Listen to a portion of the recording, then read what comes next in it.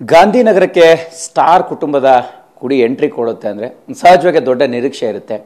ಅದರಲ್ಲೂ ವಿಶೇಷವಾಗಿ ಅಭಿನಯ ಚಕ್ರವರ್ತಿ ಕಿಚ್ಚ ಸುದೀಪ್ ಅವರ ಅಳಿಯ ಸಂಚಿತ್ ಎಂಟ್ರಿ ಕೊಡ್ತಾರೆ ಅಂದಾಗಲೇ ಕೂಡ ತುಂಬ ದೊಡ್ಡ ನಿರೀಕ್ಷೆಗಳಿತ್ತು. ಹೇಗೆ ಏನು ಫಸ್ಟ್ ಸಿನಿಮಾ ಹೆಂಗಿರ್ಬೋದು ಅನ್ನೋಂಥದ್ದು ಈ ಎಲ್ಲ ವಿಚಾರಗಳಿಗೆ ಮಾತಾಡಲಿಕ್ಕೆ ಇವತ್ತು ಅವರ ಬರ್ಡೇ ತುಂಬ ಸ್ಪೆಷಲ್ ಡೇ. ಸೊ ಮೊದಲ ಬಾರಿಗೆ ಮಾತುಕತೆ ಸಿಕ್ಕಿದ್ದಾರೆ. ಜೊತೆಗೆ ಅವರ ಮ್ಯಾಂಗೋ ಪಚ್ಚ ಆಗಿ ಗಾಂಧಿನಗರಕ್ಕೆ ಎಂಟ್ರಿ ಕೊಡ್ತಾರೆ ಅಂತಂದ್ರೆ ಎಲ್ಲದರ ಬಗ್ಗೆ ಮಾತಾಡೋಕೆ ರೆಡಿ ಆಗಿದ್ದಾರೆ. ಅವ್ರನ್ನೇ ಮಾತಾಡ್ಸೋಣ. ಸಂಚಿತ್, ಸಹಜವಾಗಿ ಹೇಳ್ದಂಗೆ ದೊಡ್ಡ ನಿರೀಕ್ಷೆಗಳಿರುತ್ತೆ. ಹೆಂಗೆ ಏನು ಅನ್ನುವಂಥದ್ದು ಈ ನಿಮಗೆ ಸಿನಿಮಾ ಜರ್ನಿ ಅಂದಾಗ, ಸಿನಿಮಾ ಪ್ಲ್ಯಾನ್ಸ್ ಶುರುವಾದಾಗ ಫಸ್ಟ್ ಇದ್ದಂಥ ಎಕ್ಸ್ಪೆಕ್ಟೇಷನ್ ಏನು?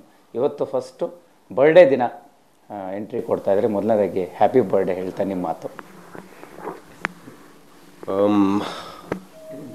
ಓಕೆ, ನೋಡ್ತಾರೆ ಎಲ್ಲ ವೀಕ್ಷಕರಿಗೆ thank you for all the support and everything.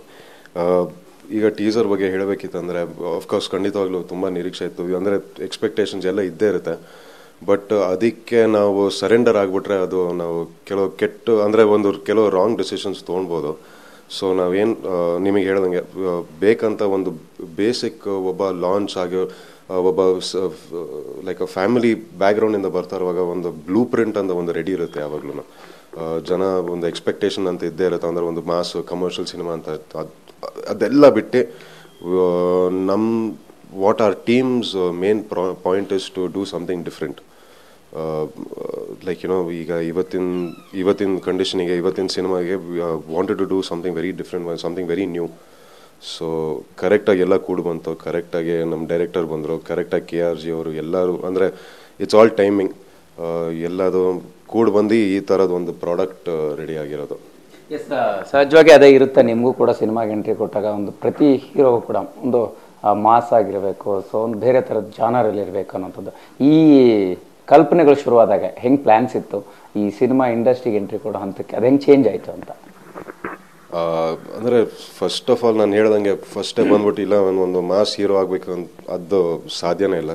ಅದು ನಾವು ನಿರೀಕ್ಷೆ ಮಾಡಿಬಿಟ್ಟು ನಾವು ಪ್ಲ್ಯಾನ್ ಮಾಡೋದಲ್ಲ. ಅದು ಜನ ನೋಡ್ತಾ ಇರೋದು, ಆಡಿಯನ್ಸ್ ನಿಮ್ಮನ್ನ ಮಾಸ್ ಹೀರೋ ಮಾಡ್ತಾರೆ. ನಾವು ಇಲ್ಲಿ ಆಫೀಸಲ್ಲಿ ಕೂತ್ಕೊಂಡ್ಬಿಟ್ಟಿಲ್ಲ ನಾನು ಒಂದು ಮಾಸ್ ಹೀರೋ ಆಗ್ತೀನಿ ಅಂತ ಹೇಳಿದ್ರೆ ಅದು ಆಗೋದೇ ಇಲ್ಲ. ಫಸ್ಟು ಪರಿಚಯ ಆಗಬೇಕು, ಜನಕ್ಕೆ ಪರಿಚಯ ಆಗಿಬಿಟ್ಟು ಅವ್ರಿಗೆ, ಅಂದರೆ ಅವ್ರ ಮನಸ್ಸಲ್ಲಿ ಕೂರಬೇಕು.